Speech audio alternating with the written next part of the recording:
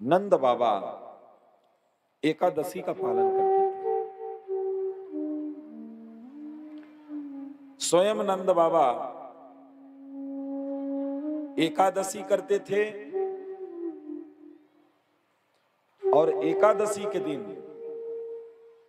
दिन में व्रत रखते थे और रात को जमुना जी स्नान करते थे सुबेरे भोर में दूसरे दिन।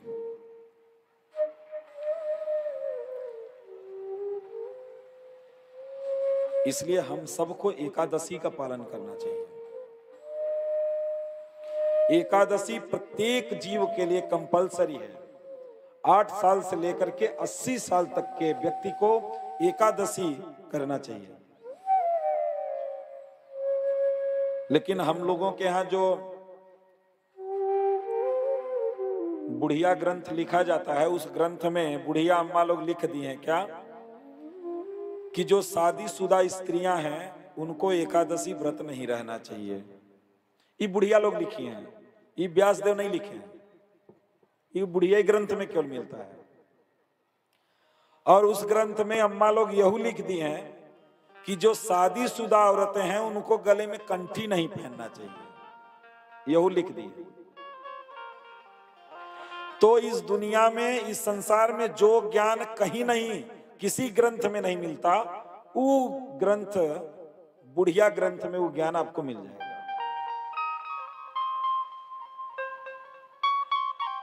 तो एकादशी का जो पालन है वो सबको करना चाहिए। जिस समय बच्चा 8 साल का हो जाए उसको एकादशी हमें रखवाना चाहिए, और आदमी जब तक 80 साल तक का ना हो जाए तब तक उसको एकादशी रखना चाहिए। एकादशी के दिन अगर आप रख सकते हैं तो निर्जला रखिए, बहुत अच्छी बात है। निर्जला नहीं रख सकते तो आप जलजला रखो, अपना फलहार खाओ, जल खाओ, कोई दिक्कत नहीं है। और फलहार से भी अगर काम नहीं चलता है तो अपना कुट्टू के आटे की पकौड़ी, आलू की टिक्की, खूब आइटम बनाओ बढ़िया। और यहाँ तो सब टमाटर और धनिया का चटनियों खाते हैं उस दिन। एकादशी के दिन हरा मिर्च और धनिया पीस लेंगे और आलू की टिक्की से खाएंगे व्रत में। अम्मा क्या कर रही हो? अरे महाराज आज व्रत है, फलहार कर रहे हैं।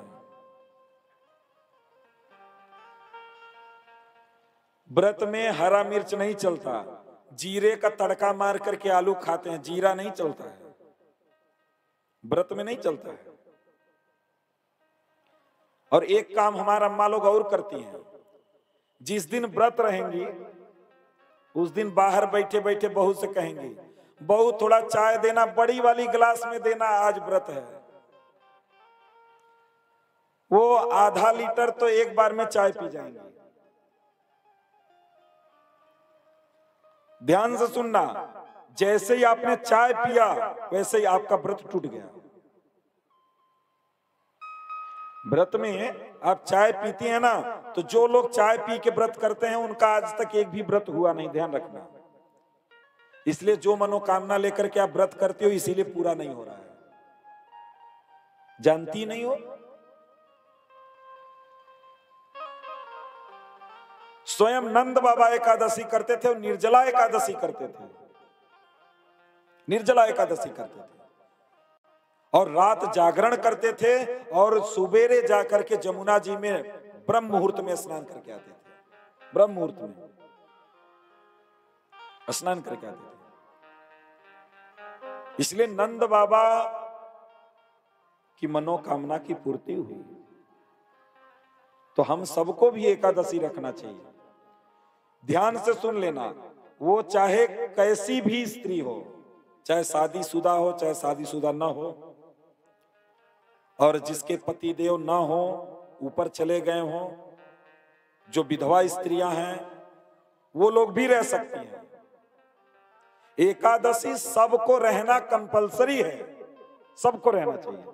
और एकादशी के दिन अगर आप अन्न खा लिए तो जो आपने जीवन में पाप किया है वो पाप डायरेक्ट 2 गुना हो जाता है। क्योंकि उस दिन पाप जो है वो अन्न का आश्रय ले लेता है, और अन्न उस दिन खाएंगे तो आपका जो जीवन का पाप है वो 4 गुना बढ़ जाएगा। इसलिए अन्न छोड़ करके आप फलहार खाओ, खूब आलू खाओ, दूध, दही, घी, पनीर, बहुत सारे फल हैं, जूस हैं,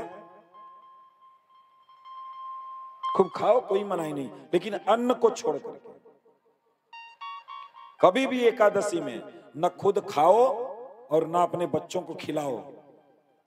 और एकादशी के दिन अगर आप फलहार हैं तो फल ही दान करिए। किसी को होता ना, कभी कभी एकादशी के दिन हमारे घर के दरवाजे पे कोई आ जाता है, तो अगर आप व्रत हो तो आपको अन्नदान नहीं करना है, अन्नदान भी निषेध है। और अगर आप निर्जला हो तो आपको फल भी उस दिन दान नहीं कर सकते, कोई दूसरा दे सकता लेकिन आप नहीं देंगे। इसीलिए तो कहा जाता है एकादशी रखो और द्वादशी के दिन एक साधु ब्राह्मण को भोजन करा करके उसके बाद ही हमको व्रत खोलना चाहिए। और पारण का टाइम होता है, व्रत खोलने का समय होता है, उसी समय के बीच में हम लोगों को व्रत खोलना चाहिए, उसी मुहूर्त में व्रत खोलना चाहिए। इसलिए एकादशी सबके लिए कंपलसरी है और सब लोग करना शुरू कर दो। और आप